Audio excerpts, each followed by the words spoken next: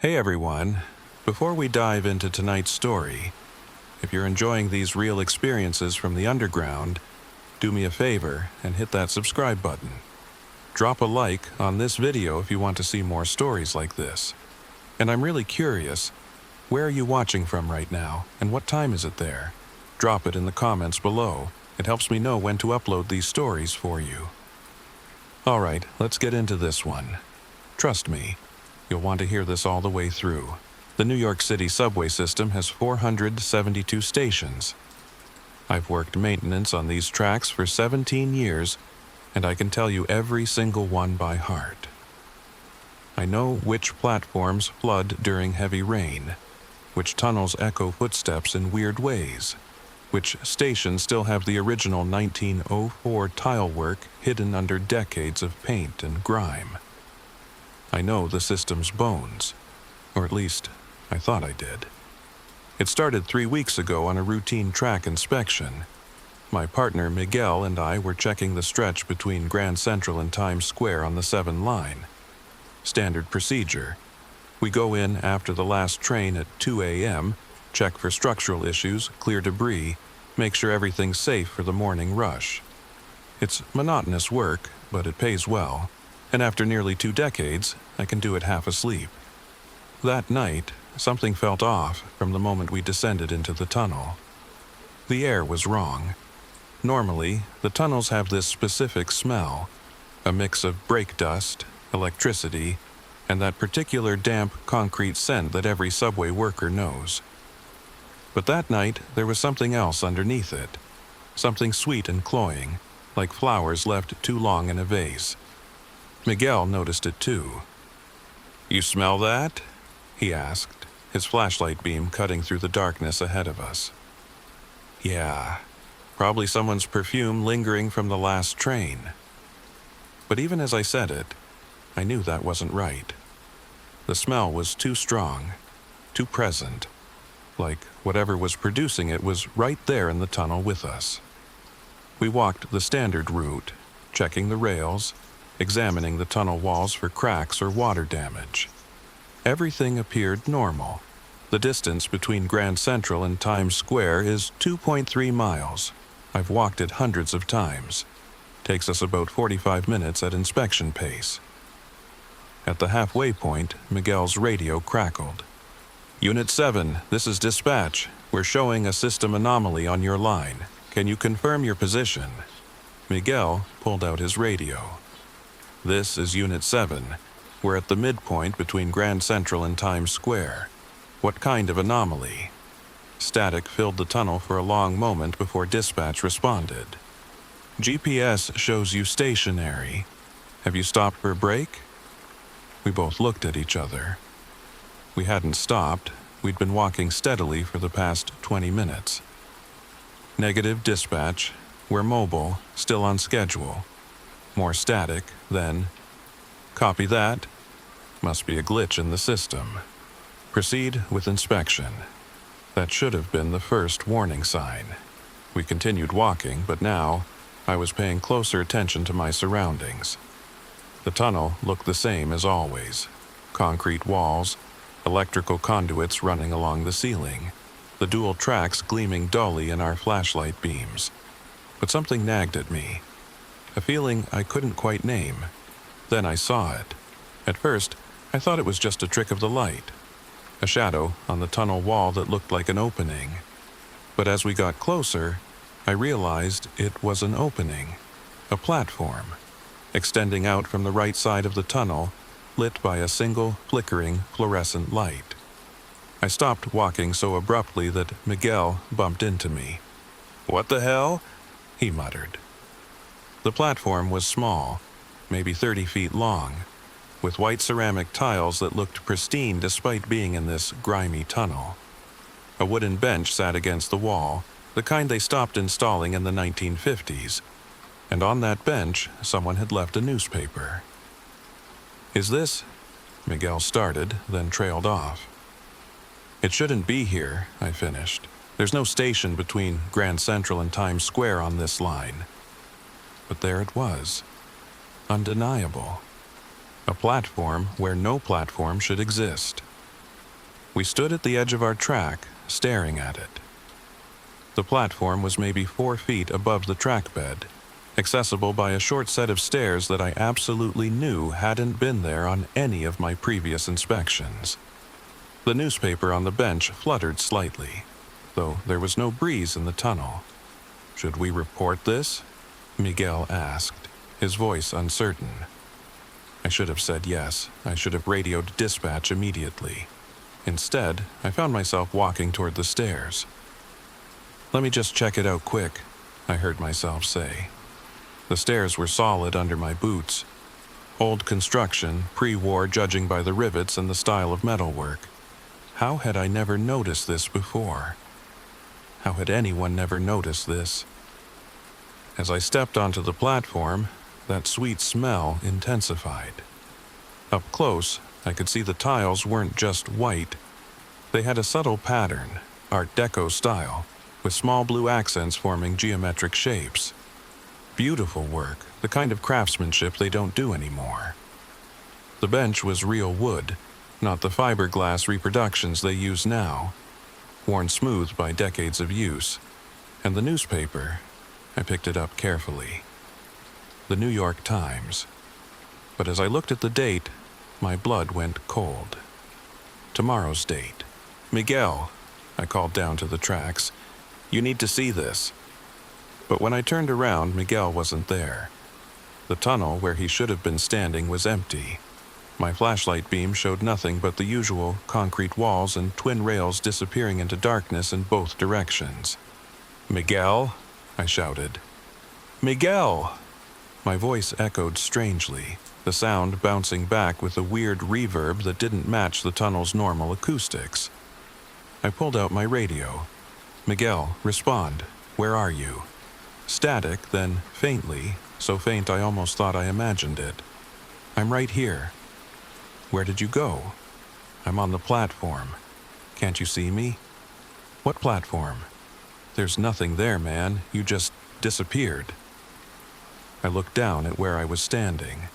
The platform felt solid. The tiles were cool under my hand. The bench, the newspaper, all of it was real. But according to Miguel, it wasn't there. That's when I heard the train. The rumble started deep in the tunnel, growing louder. But it was wrong. Modern subway trains have a specific sound. The whine of electric motors. The squeal of steel wheels on steel rails. This sound was older. Heavier. Like the old R-types they decommissioned in the 80s. I could see the light now, approaching from the Times Square direction. A single headlight, not the double lights of modern trains.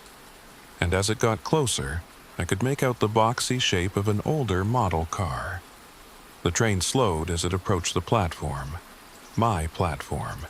The platform that shouldn't exist. It came to a complete stop, and the doors hissed open. Inside, the car was packed with people. Standing room only, everyone pressed together in that particular way of rush-hour crowds. But something was wrong with the passengers. They were all facing the same direction.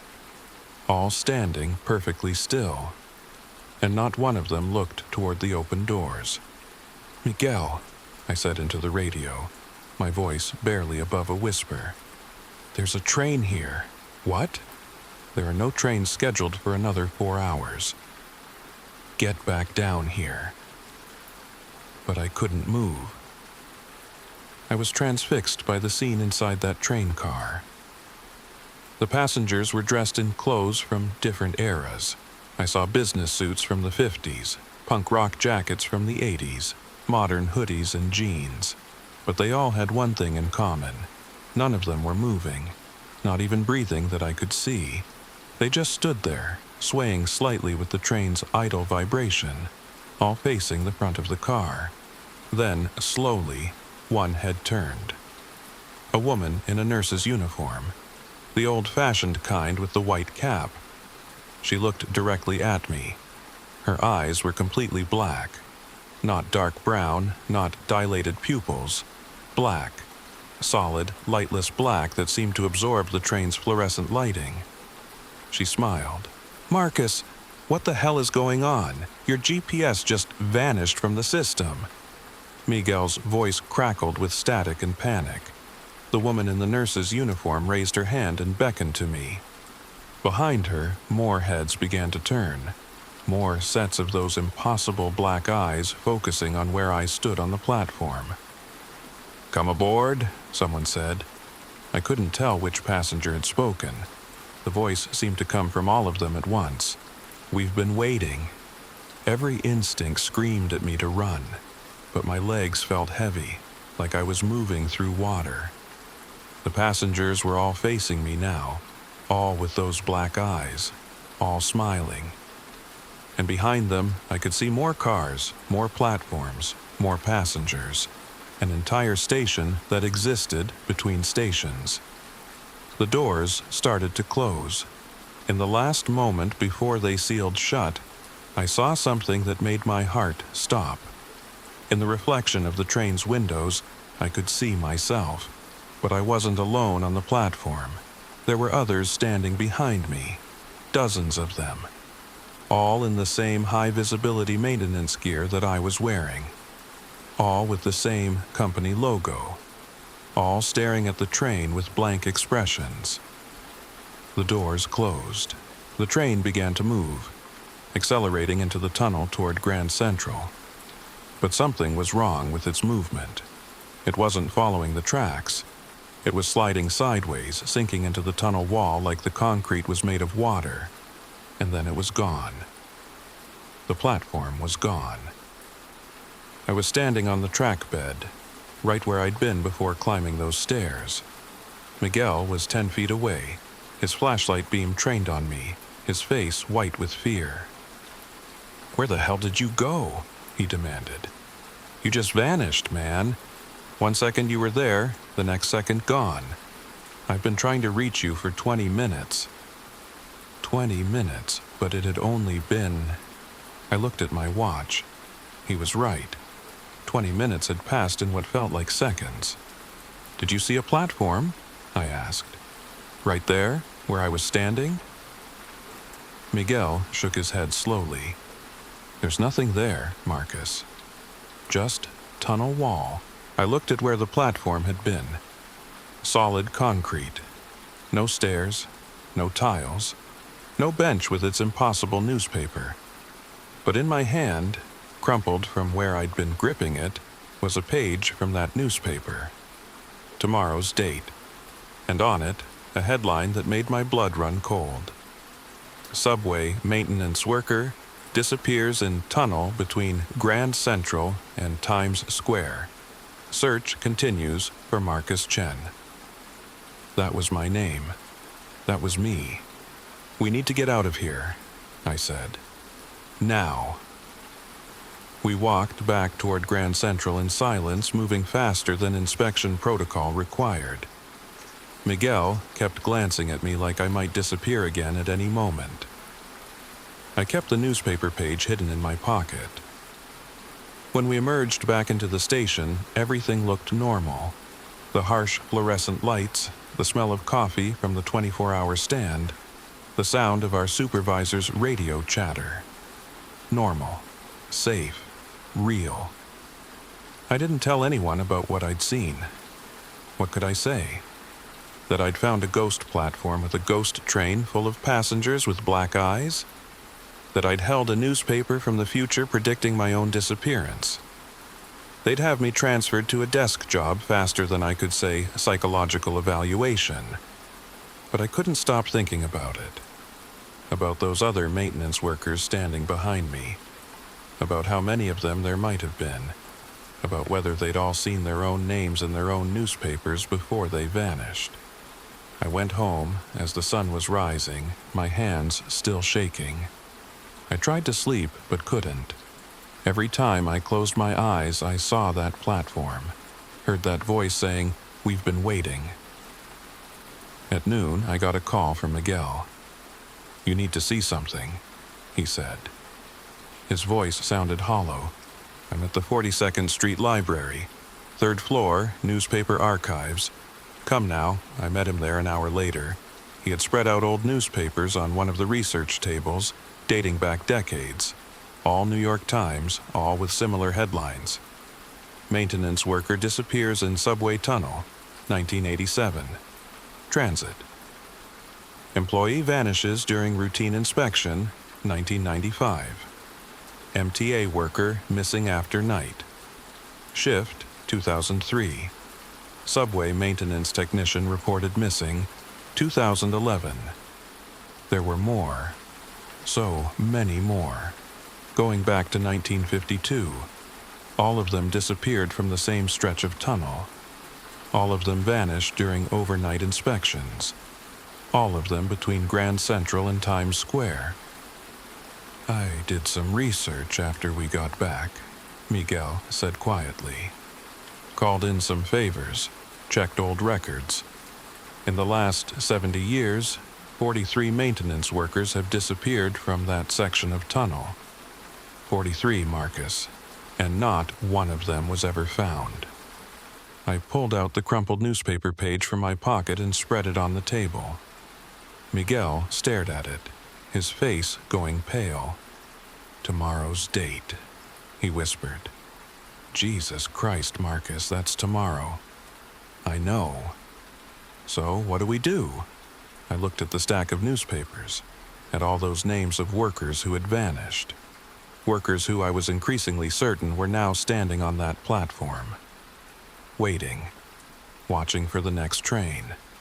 I don't know, I admitted. But I'm not going back into that tunnel. Miguel nodded. I already called in sick for the rest of the week. Told them I had food poisoning. You should do the same. I should have. I should have called in sick, or quit, or transferred to a different line. Anything to stay away from that stretch of tunnel between Grand Central and Times Square. But something was pulling at me. A compulsion I couldn't quite explain. All day I felt it. A tugging sensation, like a fishhook in my chest, pulling me toward the tunnels, toward that platform. By evening, I couldn't resist anymore. I found myself getting dressed in my maintenance gear. Found myself packing my equipment bag. Found myself heading toward the subway. The date on my phone matched the newspaper. Tomorrow had become today. I called Miguel as I descended into Grand Central at 2 a.m. Don't do this, he begged. Whatever's down there, it's not worth it. I have to understand, I said. I have to know what it is. Why it's there. Marcus, listen to me. But I'd already ended the call. The pull was stronger now, almost irresistible. I walked through the empty station, my footsteps echoing on the platform. A few homeless people slept in corners, but otherwise, the place was deserted. I climbed down onto the track bed and headed into the tunnel toward Times Square. The walk felt different this time. The air was thick, almost liquid. My flashlight beam seemed to fade faster than it should, swallowed by a darkness that pressed in from all sides. And that sweet smell was back, stronger than before. I knew the exact moment I reached the halfway point. Not because I'd measured the distance, but because I could feel it. A shift in the air, a change in pressure, like passing through an invisible membrane. And there it was. The platform. Fully visible this time, no tricks of light or shadow. The stairs leading up to it were solid and real. The bench, the tiles, and sitting on the bench reading a newspaper was a man in maintenance gear identical to mine. He looked up as I approached. His name tag read Robert Hayes, 1987. The same name from one of Miguel's newspaper articles. Took you long enough, Robert said. His voice was flat, emotionless. We've been watching you walk past for 17 years.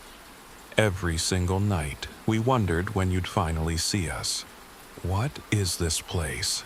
I asked, my voice barely above a whisper. Robert folded his newspaper carefully. It's the space between.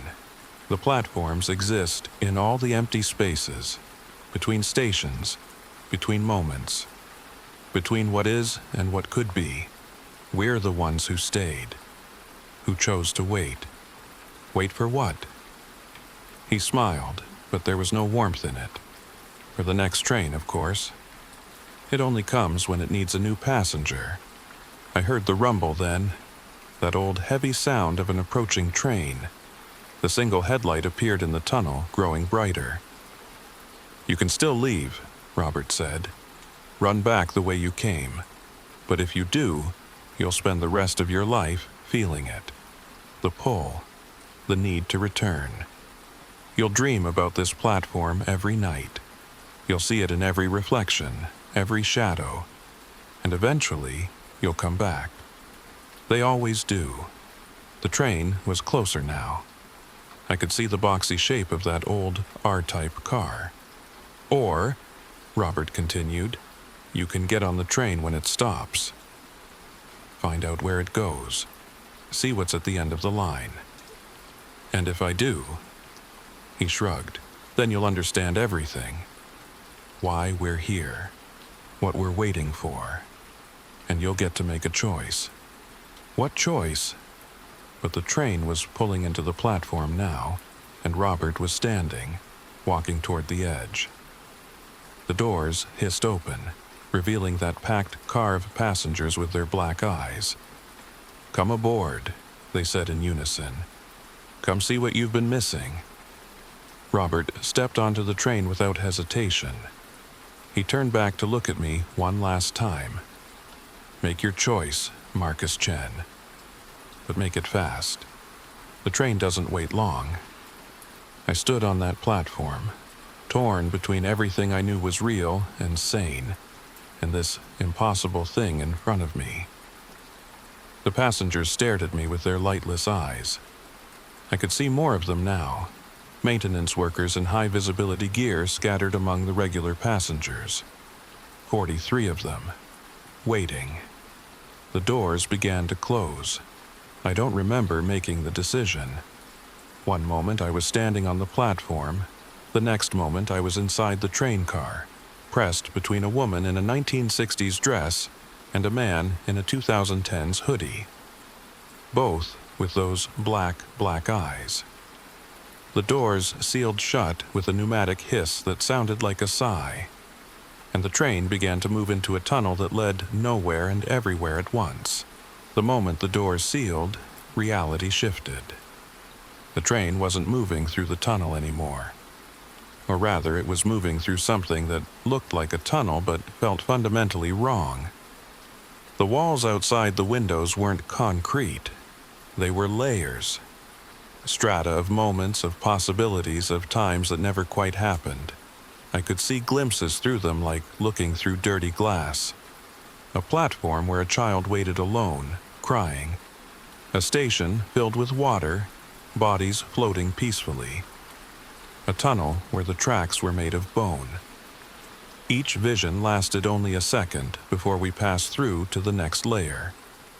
First time is always the hardest, the man in the hoodie next to me said. His voice was normal, human, not the unified chorus from before. But his eyes were still that impossible black. Your brain keeps trying to make sense of it, trying to fit what you're seeing into the rules you know. That's the first thing you have to let go of. Let go of what? I managed to ask. My voice sounded distant, like it was coming from someone else. The idea that there are rules. The woman in the 1960s dress leaned in from my other side. You're not in the subway system anymore, Marcus. You're in the spaces between the system, the negative space.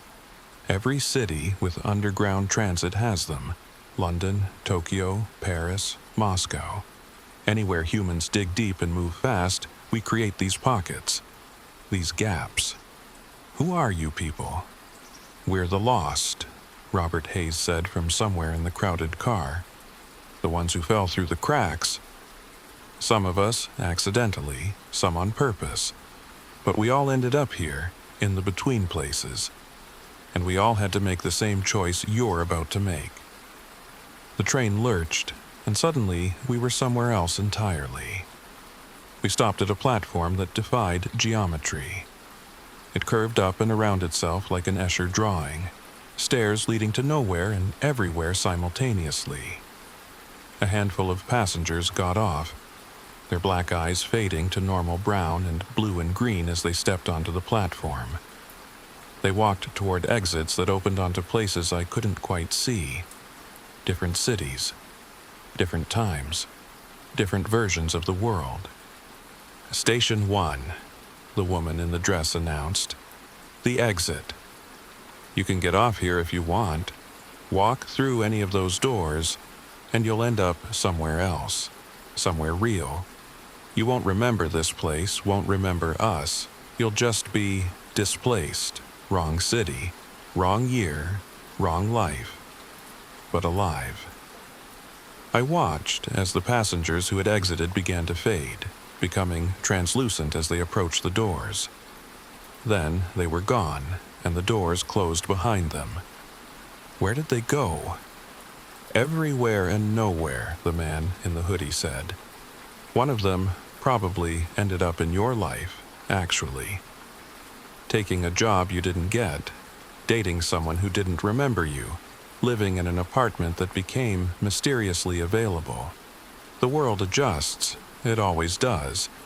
It fills in the gaps we leave behind. The train began moving again, plunging back into those impossible layers of reality. I looked around the car more carefully now. There were maybe 60 people packed in here, and I was starting to notice patterns.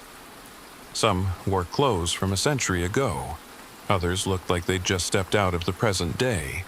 But they all had that same calm acceptance, like they'd long ago stopped questioning what was happening to them. How long have you been here? I asked the woman in the dress. She smiled sadly. I got on this train in 1967. I was a secretary at an advertising firm, took the late subway home one night and, well, here I am, though how long is a complicated question in a place that exists outside of time. 58 years, I said. You've been missing for 58 years. Have I? That's nice to know. Feels like Tuesday. She paused, looking out the window at the shifting layers. My daughter would be old now, probably dead herself. That's the hardest part. Knowing the world moved on without you. Knowing nobody's looking anymore. The train shuddered and suddenly accelerated. The layers outside blurred together into a gray-white nothing, like moving through fog. Then we burst through into another platform. This one was massive.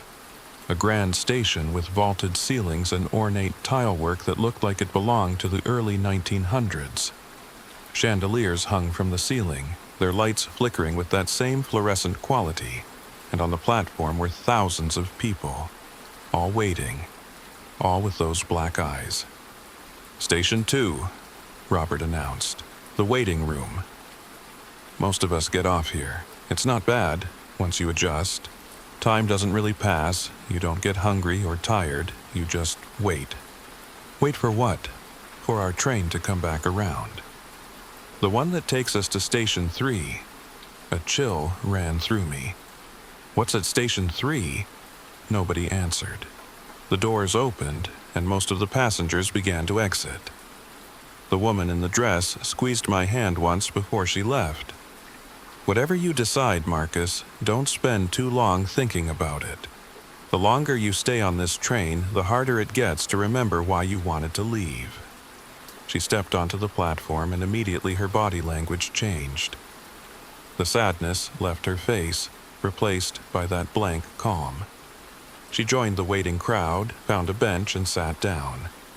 Just another person waiting for a train that might never come. The doors started to close. Robert was still on the train, still standing near me. You're not getting off? I asked. I've been to Station 2. Spent what felt like years there, though who knows how long it really was. But I'm going for Station 3 this time. I want to see what's at the end. Is there an end? Has to be. Everything ends somewhere. The train lurched back into motion. But now there were only about 10 of us left in the car. All maintenance workers, I realized. All wearing the same high-visibility gear, the same company logo. All with those black eyes. Except mine. I could see my reflection in the train's windows. My eyes were still brown, still human. "Why aren't my eyes like yours?" I asked Robert. "Because you haven't decided yet. Haven't committed. The eyes change when you accept what you are now. What we all are." "And what's that?" "Lost," he said simply. "Permanently, irrevocably lost. You can get off at any station, Marcus. You can try to go back. But the moment you stepped on this train, you became something else. Something that doesn't quite fit anymore." I thought about Miguel's research. 43 maintenance workers disappeared from that tunnel, and here I was with 10 of them, all of us riding toward something unknown. What happens if I try to go back? Just walk back to Grand Central? Robert laughed, but there was no humor in it. "Try it. When we stop at Station 3, get off and find your way back. See what happens. See who you find when you get there." The train was slowing now. The layers outside the window were changing, becoming more solid, more real. I could see another platform ahead, but this one was different from the others. It was dark. The only light came from the train itself. And as we pulled in, I could see that the platform wasn't empty. There was something waiting there. Something huge. Something that my mind kept trying to classify as a person. But the proportions were all wrong. Too tall, too many angles. And it was watching the train approach with what might have been eyes, if eyes could exist in 4 dimensions instead of 3. "Station 3, Robert whispered. His voice was tight with something that might have been fear or anticipation or both. The end of the line. The train stopped. The doors opened. That thing on the platform moved, and I realized it wasn't one entity. It was many. Hundreds of forms, all pressed together, all overlapping, all occupying the same impossible space, and they were all reaching toward the train. "This is where you get your choice," Robert said. "The real choice. Not the one about staying or going back. The choice about what you become. I don't understand. Those things out there, they're us. What we turn into if we accept Station 3. They exist in all times, all places, all at once. They're the ones who maintain the between spaces, who keep the platform stable, who make sure the lost find their way to the train." "You mean the things with black eyes that pulled me onto the train in 1987? They were maintenance workers too, just ones who got on the train before me, maybe decades before, maybe centuries. Time doesn't work right here." I stared at the writhing mass of forms on the platform, and as I watched, I started to see patterns in the chaos. Faces, human faces, stretched and multiplied and existing in states that shouldn't be possible, but still recognizable as human underneath. "If I get off here," I said slowly, "I become one of those things. You become part of the maintenance system. You'll exist in all the tunnels, all the platforms, all at once. You'll be the one who watches the next lost maintenance worker, the one who calls them to the platform, the one who gives them the newspaper with their name on it. And if I don't get off..." Robert shrugged. "Then the train keeps going. There are more stations. Always more stations. Each one stranger than the last. Each one offering a different kind of existence. You ride until you find one that fits, or until you stop being able to tell the difference between the stations and yourself."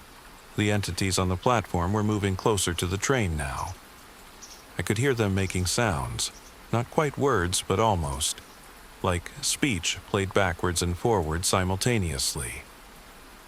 "How long have you been riding?" I asked Robert.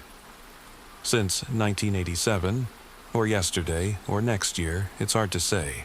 But I'm tired, Marcus. I'm tired of being in between. I want to be something again, even if it's something impossible. So I'm getting off here. He walked toward the open doors. The entities reached for him with appendages that were and weren't hands. As they touched him, his form began to change. Splitting. Multiplying. Existing in multiple states simultaneously. He looked back at me one last time. His face was already starting to fragment, to spread across moments. Make your choice, all his mouths said at once. But make it count. Then he stepped off the train and was absorbed into the mass of entities. I watched as Robert Hayes, the maintenance worker who disappeared in 1987, became part of something that existed in every tunnel, every platform, every moment of the between spaces. The doors began to close. I should have gotten off, should have accepted the transformation, should have joined the maintenance system of the impossible, but I couldn't. Something in me still rebelled against it, still wanted to believe there was another option, another way. I stayed on the train, the doors sealed. The entities on the platform watched with their multiple eyes as we pulled away from Station 3. And then we were moving through the layers again, faster now, plunging deeper into the spaces between. I was alone in the car, the only passenger left, the only one still trying to find a way back to something resembling normal. The train accelerated, moving faster than any subway train should be able to move. The layers outside blurred into streams of color and shadow. I could see glimpses of impossible places, stations that existed in negative space, platforms that wrapped around themselves like Mobius strips, tunnels that led into the hearts of sleeping cities and the dreams of sleeping passengers. And then, without warning, the train stopped. I was at a platform I hadn't seen before. This one was small, intimate, just a simple bench and a single overhead light. And standing on the platform was a woman in a modern MTA supervisor's uniform. Her eyes were normal, brown human. The doors opened. "Marcus Chen," she said. Her voice was crisp, professional. "You're 3 hours late for your shift report." I stared at her, trying to process what I was seeing. "What?" "Your shift. You and Miguel were supposed to complete the tunnel inspection and report back by 5 a.m. It's 8 o'clock. I've been trying to reach you for hours." I looked at my watch. She was right. 3 hours had passed. But I'd been on this train for how long? It felt like days, felt like years. Where am I? Grand Central, lower platform. Where else would you be? She peered at me more closely. "Marcus, are you okay? You look like you've seen a ghost." I stepped off the train carefully, half expecting the platform to dissolve beneath my feet. But it was solid, real. The familiar smell of the subway, brake dust and electricity and damp concrete. No sweet flower smell, no layers of reality pressing in from all sides. "I'm fine," I said automatically. "Just got turned around in the tunnel." The supervisor frowned. "Miguel filed a report saying you vanished during the inspection. Said you just disappeared for 20 minutes. I was about to call search and rescue. 20 minutes. Not hours, not days, 20 minutes." I looked back at the train. It was a modern R-type, double headlights, digital displays, normal, real. The doors were still open, but the car was empty. Just another subway train sitting at a platform. "I need to make a call," I said. I pulled out my phone and dialed Miguel. He answered on the first ring. "Marcus? Jesus Christ, where have you been? Are you okay?" "I'm fine. I'm at Grand Central." "What happened after I disappeared?" "You just vanished, man. 1 second you were there, next second gone. I searched the tunnel for 40 minutes before I gave up and called it in. Where did you go?"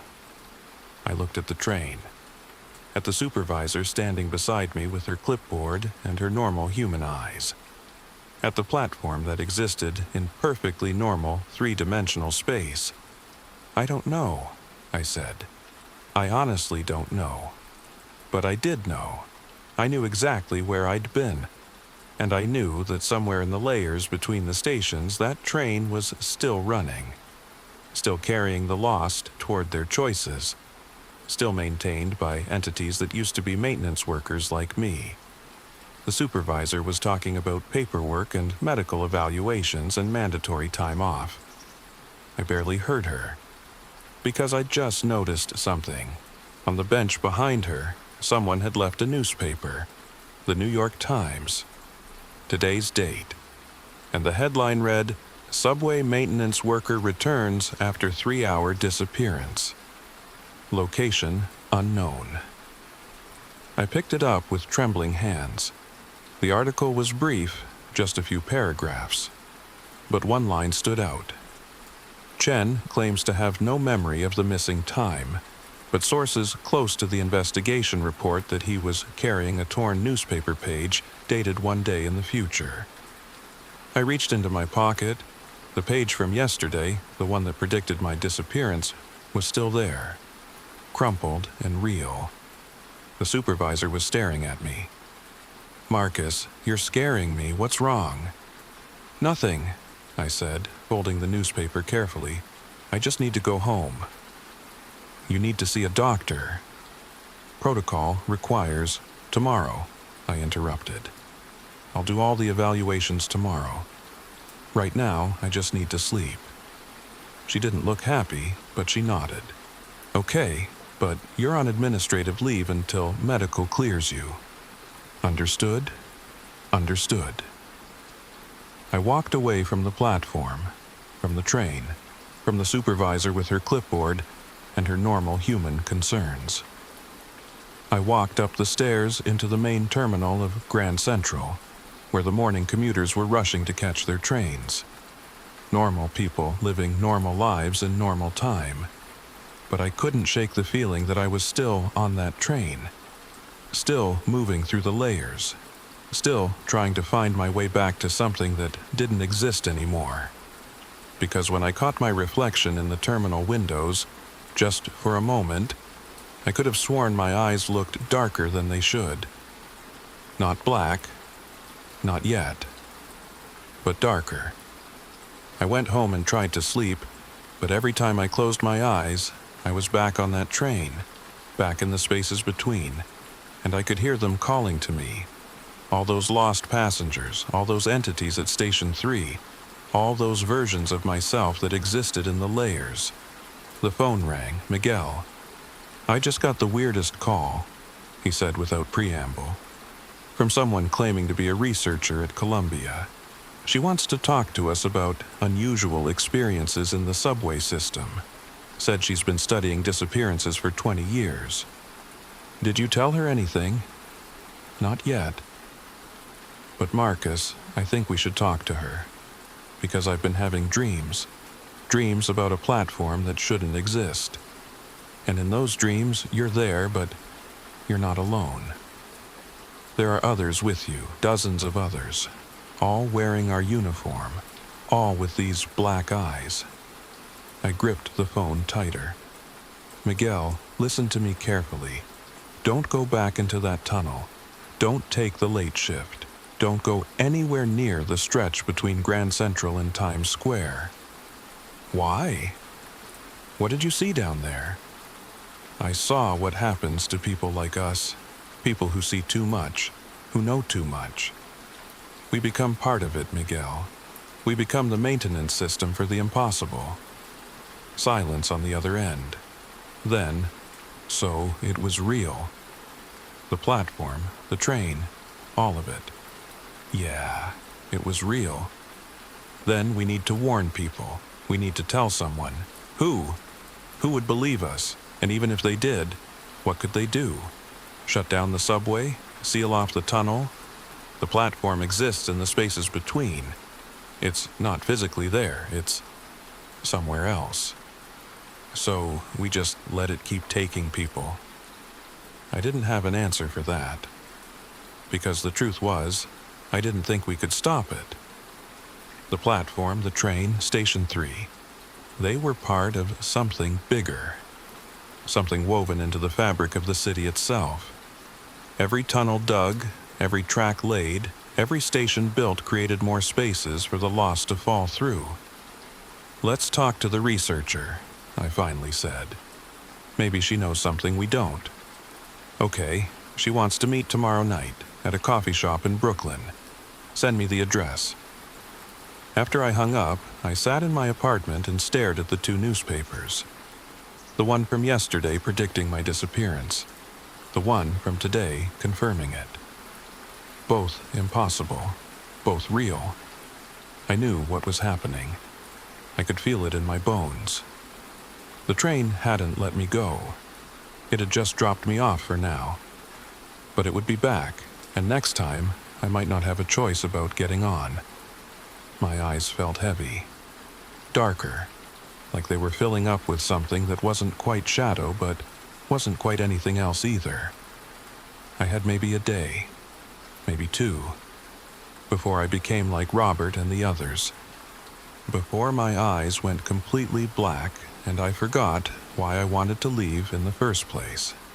One day, to find answers, to find a way to break free of the pull, or to make peace with becoming something that existed between the moments, maintaining the impossible spaces where the lost find their trains. The coffee shop in Brooklyn was called the Between Times, a coincidence that made my skin crawl the moment I saw the sign.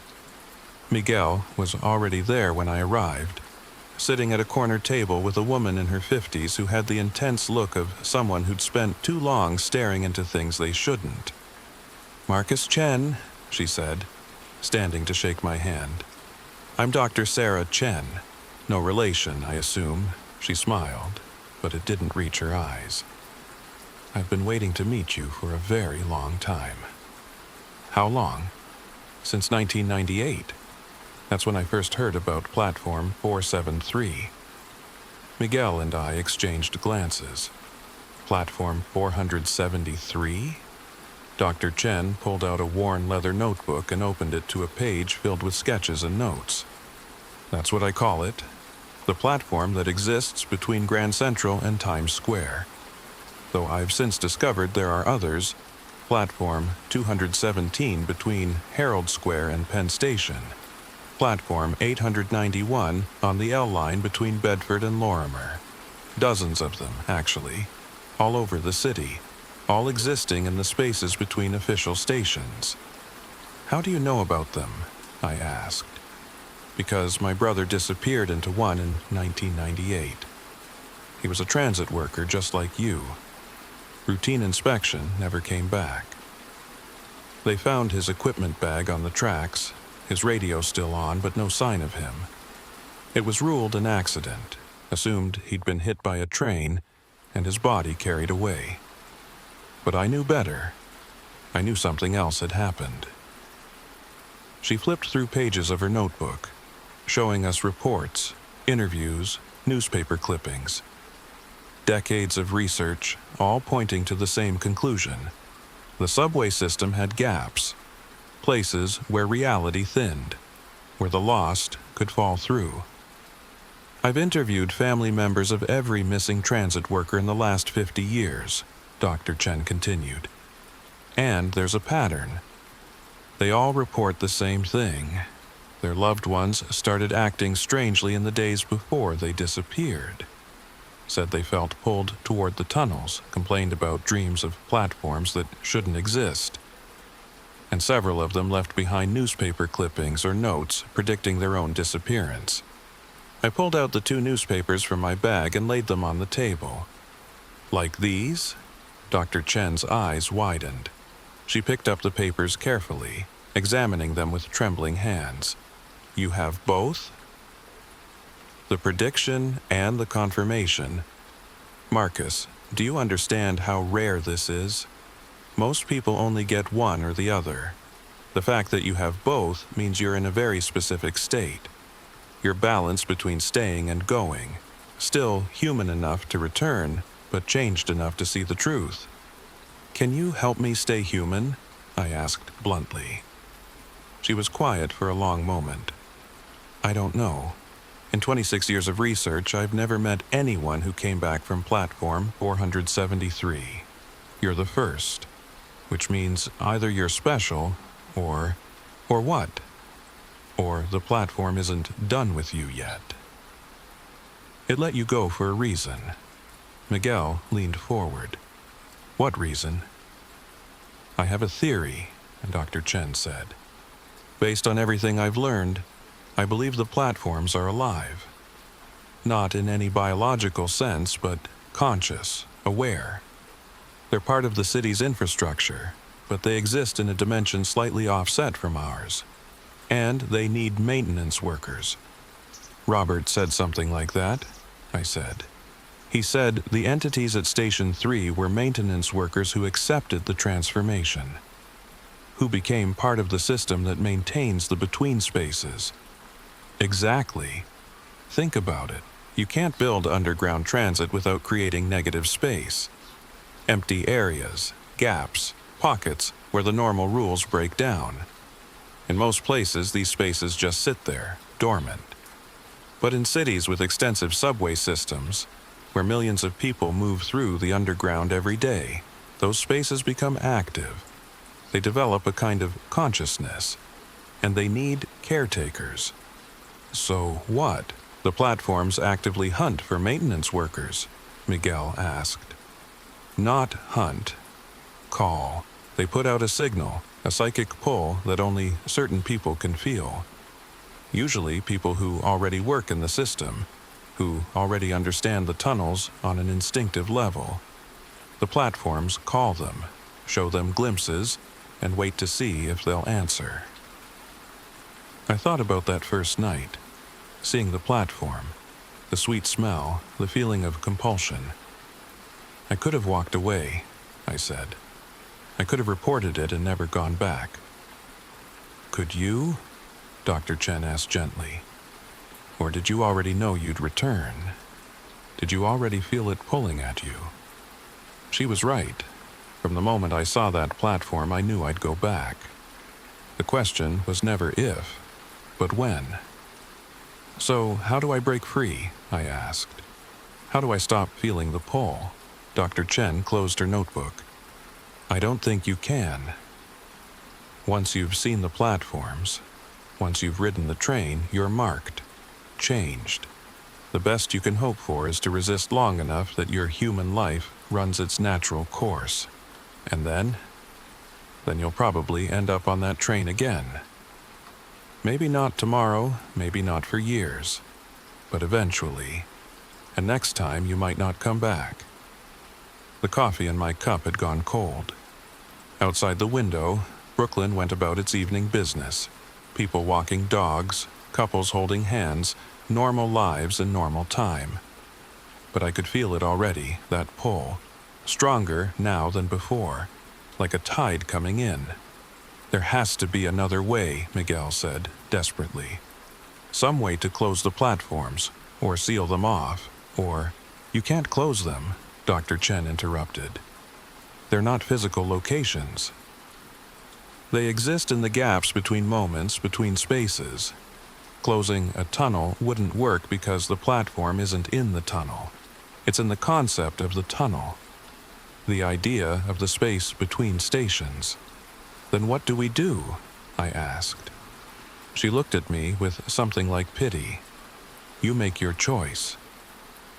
Either you resist until it drives you mad, or you accept what you've become and find a way to live with it. Or rather, to exist with it." "That's not good enough," I said, standing up. The chair scraped loudly against the floor. "There has to be something. Some weakness, some way to fight back. Marcus, sit down. There's something else you need to know." The tone of her voice made me freeze. I sat back down slowly. Dr. Chen pulled out another photograph from her bag. It showed a young man in transit worker gear smiling at the camera. "This is my brother, David Chen. Disappeared in 1998. never found. I've spent 26 years trying to understand what happened to him." She laid the photo on the table next to my newspapers. "Last week, I received a package at my office. No return address. Inside was a note, written in my brother's handwriting. Do you want to know what it said?" I nodded, though I wasn't sure I did. It said, "I'm sorry I left. But I'm not sorry I stayed. I see everything now, Sarah. Every moment, every possibility. I exist in all the spaces between, maintaining the gaps so reality doesn't collapse. It's beautiful here. Tell Mom I love her. Tell her I'm not lost anymore. I'm found." Tears ran down her face, but her voice remained steady. "He's one of them now. One of the entities at Station 3. My brother chose to become something impossible rather than remain something limited. And the worst part? I understand why he did it." The coffee shop seemed to shrink around us. I could feel it again, that sensation of the walls being thinner than they should be, of other spaces pressing against this one. "You think I should accept the transformation?" I said. "Become one of those things. I think you should understand what you're refusing," Dr. Chen corrected. "You're not just refusing to become a monster. You're refusing to become something that exists beyond time and space, something that serves a function in keeping reality stable. The entities at Station 3 aren't evil, Marcus. They're necessary. They steal people," Miguel said. "They take transit workers and turn them into—" "They call people," Dr. Chen interrupted. "People who are already looking for something more, looking for meaning beyond the ordinary. Yes, it's tragic for the families left behind. Yes, it's terrible to lose someone. But can you honestly say those workers were taken against their will? Or did they choose to step onto that train?" I thought about Robert, about how calm he'd been, how accepting, about how he'd said he was tired of being in between and wanted to be something again, even if it was something impossible. Had he been taken, or had he chosen? "I have a family," I said. "I have Miguel. I have a life here." "Do you?" Dr. Chen asked. "Look at yourself, Marcus. Really look. Do you still fit in your life? Or does it feel like wearing clothes that don't quite match anymore?" I didn't want to answer that, because she was right. Ever since I got off that train, everything felt slightly wrong. The apartment was too small. Conversations were too slow. Time moved at the wrong speed. I kept catching myself looking at spaces between things, between buildings, between moments, between words, trying to see what existed there. My phone buzzed. A text from an unknown number. "The train is coming back around. You can hear it if you listen. Platform 473, tonight at 3:33 a.m. I showed the message to Dr. Chen. She nodded like she'd expected it. "They're giving you one more chance to choose consciously. After tonight, if you don't get on the train, the pull will fade. You'll remain human, but you'll spend the rest of your life feeling like you're missing something. Like there's a hole in the world where you're supposed to be. And if I do get on, then you'll become what you were always meant to be. A guardian of the between spaces, a maintenance worker for reality itself." Miguel grabbed my arm. "Don't listen to her. This is insane. We're talking about you becoming some kind of interdimensional entity. You'll lose everything, your identity, your humanity, your life. But I'll gain something too," I said quietly. "I'll understand. I'll see the whole system, not just the parts we're allowed to see. I'll exist in all the moments simultaneously. That's not living, Marcus. That's I don't even know what that is. It's transcendence, Dr. Chen said. It's becoming something more than human. Something that serves a greater purpose. It's suicide, Miguel countered. It's giving up your life for some cosmic horror story. They both looked at me, waiting for a decision I wasn't ready to make. I stood up from the table. I need to think. I need to be alone. You have until 3:33 a.m., Dr. Chen said. After that, the choice will be made for you one way or another.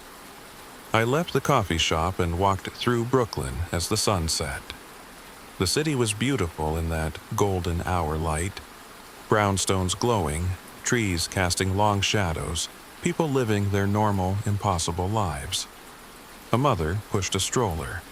An old man fed pigeons. A couple argued about dinner plans. Normal, human, real. But I could see the other things too now.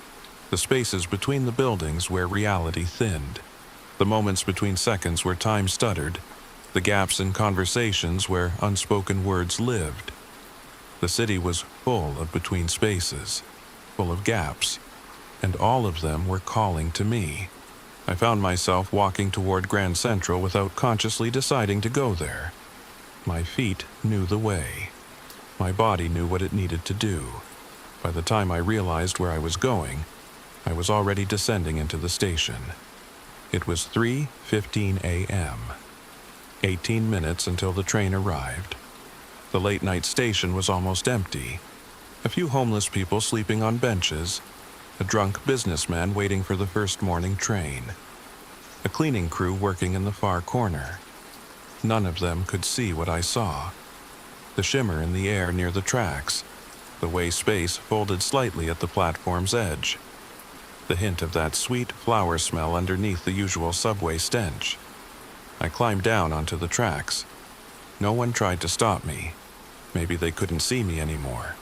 Maybe I was already halfway into the between spaces. I walked into the tunnel toward Times Square. The pull was stronger now, almost irresistible. But I wasn't fighting it anymore. I wanted to understand. Needed to see it one more time before I made my choice. At the halfway point, the platform materialized. But this time it wasn't empty. Standing on the platform were all 43 missing maintenance workers. All wearing the same high-visibility gear.